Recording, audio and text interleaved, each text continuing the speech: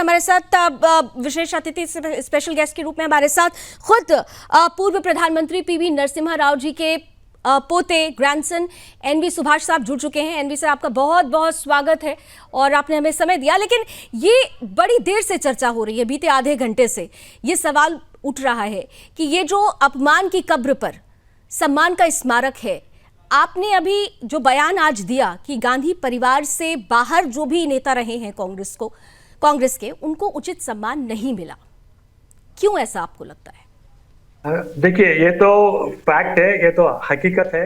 जब नरसिम्हा राव जी का मृत्यु हुआ था 2004 में, उनको कैसा सम्मान किया। नरसिम्हा राव जी तो कांग्रेस पार्टी का नेता है, वरिष्ठ नेता है, मुख्यमंत्री था, एआईसीसी जनरल सेक्रेटरी था और अध्यक्ष था और प्रधानमंत्री था। जो योगदान जो कांग्रेस पार्टी को और देश के लिए लिए थे, वो तो कोई भी तो ऊपर कंट्रोवर्सी भी नहीं है।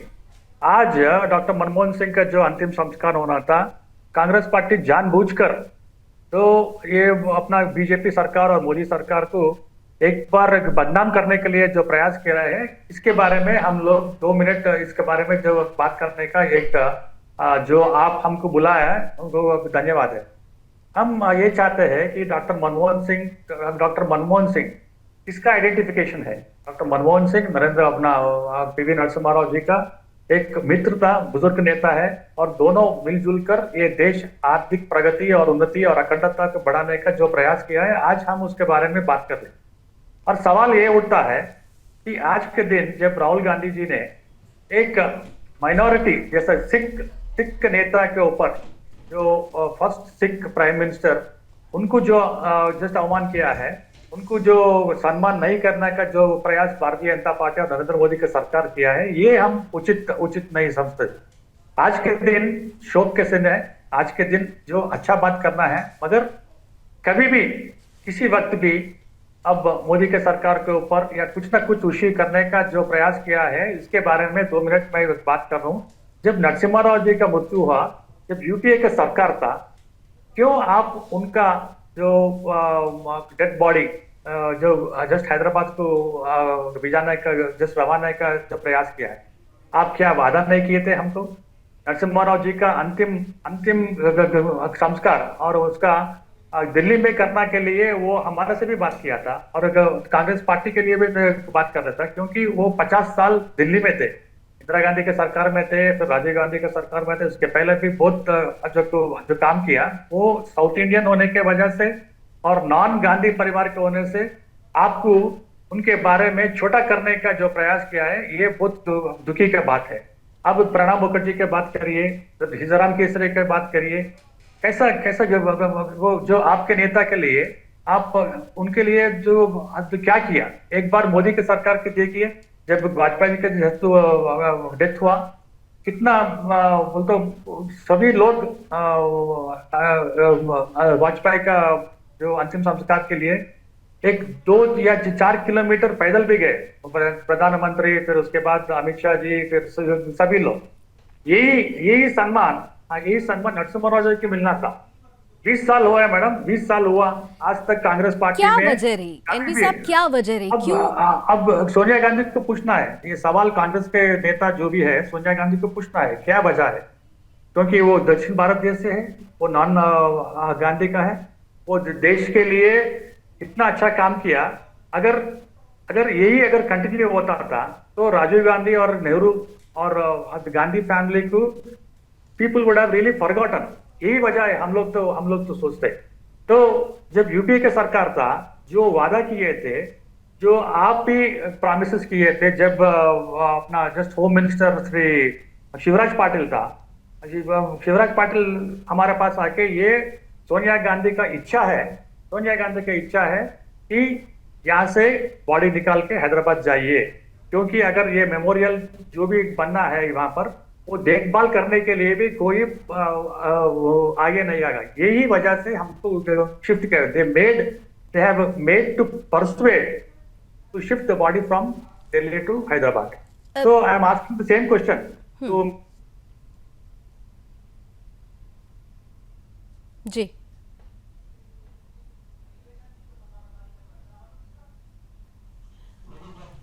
तो इस दिन आज एक आप ये डर्टी पॉलिटिक्स बोलते हो, पेटी पॉलिटिक्स जो आप खेल रहे हैं ये जी, उचित नहीं है। आप कह रहे हैं कि डर्टी पॉलिटिक्स है। आपने अभी थोड़ी देर पहले कहा कि क्योंकि दक्षिण भारत के नेता उन्हें पसंद नहीं थे, एक वजह ये रह सकती है। लेकिन अगर गांधी परिवार के इतिहास को उठाकर देखा जाए तो उनकी राजनीति की शुरुआत तो दक्षिण से ही होती रही। तो फिर जब दक्षिण से ही शुरुआत हुई, फिर दक्षिण के नेताओं को इस तरह से नजरअंदाज करना या जो गैर गांधी परिवार से जुड़े हुए नेता हैं उनको नजरअंदाज करना, आज बहुत प्रतिक्रियाएं ऐसी भी आ रही हैं कि इतिहास में जो हुआ उसे भूलने की जरूरत है, वर्तमान में जो है उसे आगे बढ़ाने की जरूरत है। एक बार भूलने का प्रयास करना चाहिए, मगर आज के दिन जब राहुल गांधी का जो ट्वीट या लेटर देख सकते हो, एक बहुत दुखी हो रहा, क्योंकि उसमें एक साफ साफ दिखा है कि मोदी के सरकार उनको जगह नहीं देने का वजह क्या है, because he belongs to Sikh community, the minority community. ऐसा बात करना, इतना बड़ा नेता इतना छोटा छोटा बात करना, ये ठीक नहीं रहता है। और यही राहुल गांधी जब यूपीए 2 में जो मनमोहन सिंह जो ऑर्डिनेंस लेके आए, सबके सामने, मीडिया के सामने, सबके सामने काट चुके और डस्टबिन में बेचे। और एक वीक प्राइम मिनिस्टर का प्रोजेक्शन किए, क्योंकि प्रधानमंत्री के मिलने के लिए कोई भी नहीं आता थे। सभी लोग 10 जनपद को और मिस्टर राहुल गांधी को मिलने के लिए जाते थे। ये बार बार तो कांग्रेस पार्टी के नेताओं को, या नरसिम्हा राव जी हो, या सीताराम केसरी हो, या प्रणब मुखर्जी जी हो, ये बार बार उनके बड़ापन के लिए ये बड़ा नेताओं को छोटे करने का प्रयास किया है। यही दुखी बात है, क्योंकि ये 3 लोग, बड़े बड़े लोग जो कांग्रेस पार्टी के लिए, देश के लिए अपना जीवन पूरा समर्पित किया। ये बड़ी दुखी बात है कि देश के लिए इतना काम किया और मरने के बाद उनके बारे में पूछने वाला कोई नहीं। At least they should talk and then they should due respect. This is my narrative. Subhash ji, do you think so कि ये जो परिस्थिति बनती है, ये परिस्थिति ऐसा तो नहीं है कि कांग्रेस पार्टी को डर है अपनी डायनेस्टी के खत्म होने का? क्योंकि उनसे जब हम बड़े नेताओं की बात करते हैं, पुराने कांग्रेसी नेताओं की बात करते हैं, तो उनकी छवि, गांधी परिवार की छवि पर भारी पड़ती हुई नजर आती है। आपको लगता है कि ये डर है? एग्जैक्टली 100%। देखिए, आप अच्छा सवाल जो पूछा है, I will really just appreciate on that. अब डॉक्टर अंबेडकर को भारत रत्न नहीं दिए, क्यों नहीं दिए, वजह क्यों नहीं दिए? क्योंकि अगर अंबेडकर को भारत रत्न दिए तो नेहरू और इंदिरा गांधी का भारत रत्न एकदम कमी हो जाएगा। और सरदार पटेल को भी नहीं दिए। कौन दिए? नरसिम्हा राव दिए, नरसिम्हा राव की सरकार ने दिए। और आज प्रणब मुखर्जी को और पीवी नरसिम्हा राव जी को भारत रत्न कौन दिए? सिर्फ मोदी की सरकार दिए। मैं क्या वैसे हमारा बयान क्या है कि मोदी की सरकार, किसी की भी नेता हो, चाहे वो कांग्रेस पार्टी का हो या भारतीय जनता पार्टी को, देश के लिए समर्पित किए, देश के लिए भलाई किए, देश के लिए अच्छा जो किए है, जो फायदा सभी आने वाले पीढ़ियों को भी फायदा हो रहा है, उनको रिकॉग्नाइज करके सम्मान देना, यही बड़ापन है, यही मोदी का सरकार का बड़ापन है। यूपीए सरकार 1 और 2 में इतना अच्छा मौका था, नरसिम्हा राव को क्यों नहीं दिया आप भारत रत्न? क्यों आप कांग्रेस पार्टी के बड़े बड़े नेताओं के लिए कुछ मेमोरियल नहीं बना, उसके बारे में कुछ भी बात नहीं किए? बिकॉज अगर बड़ा बने तो ये अगर छोटा हो जाएंगे, यही हम समझ सकते हैं। और देश भी आज सभी भी देख रहे हैं, इतना ग्रीवेंसेस, इतना सौरव के दिन में डॉक्टर मनमोहन सिंह का जब डेथ हुआ और अंतिम संस्कार में लिए, ये राजनीति करने का जो प्रयास किया, पेटी पॉलिटिक्स, एक स्टूपिड पॉलिटिक्स जो फैल रहे हैं, this people are really laughing on that. We don't want to discuss further about it, and it is very very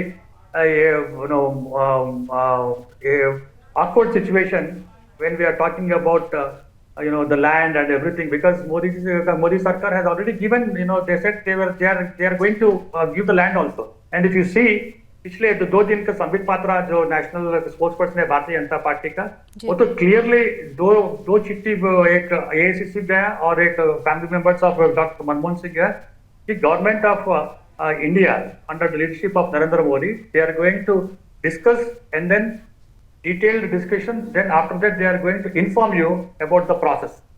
ये सब होने के बाद भी ये सब जानबूझकर ऐसा राजनीति करना उचित नहीं। एनवी साहब, एक आखिरी सवाल मैं आपसे करना चाहूंगी, क्योंकि आज भी देश की पीढ़ी जब बड़ी पार्टियों की बात करती है और दो राष्ट्रीय पार्टियों की बात आती है तो भारतीय जनता पार्टी और कांग्रेस, ये दो पार्टियां ही सामने आती हैं खास तौर से, विशेष रूप से। लेकिन बहुत सारे ऐसे, अब जब राहुल गांधी है वो कहते हैं कि वो युवा नेता हैं और आने वाली पीढ़ियों को कांग्रेस से सीखने की जरूरत है, ये मैसेज देते हैं। लेकिन जो कुछ भी होता आया है कांग्रेस में और वर्तमान में जो हो रहा है, इससे भविष्य में जो लोग अभी कांग्रेस के प्रति, अगर जैसा कि राहुल गांधी चाहते हैं कि लोग जुड़ें, उनके लिए कोई खास संदेश आप देना चाहते हैं? एग्जैक्टली अभी what you teach, what you teach, you should really practice on that. जब Rahul Gandhi is projecting himself as a बड़ा युवा नेता, तो युवा नेता होने के बजाय आपका जो बुजुर्ग है, आपका जो बुजुर्ग नेता है, जो अपने पार्टी में किया, आपके पार्टी में किया, उनको सम्मान करना, ताकि आने वाले पीढ़ियों को भी यही एक मैसेज जो जाता है कि बड़े लोगों को सम्मान करना, बड़े लोग जो जो फायदा किए हैं तो पार्टी के लिए और देश के लिए, उनके बारे में जिक्र करना, तो कि आने वाला पीढ़ी, it will be the spirit, it will be the motivation, it will be the passion for them to come into politics and then to do the better job for this country. That is the the message Mr. Rahul Gandhi has to give. But unfortunately, he is making बोलते हर चीज में he is making an issue so that the government will be blamed. This is not the right time to blame.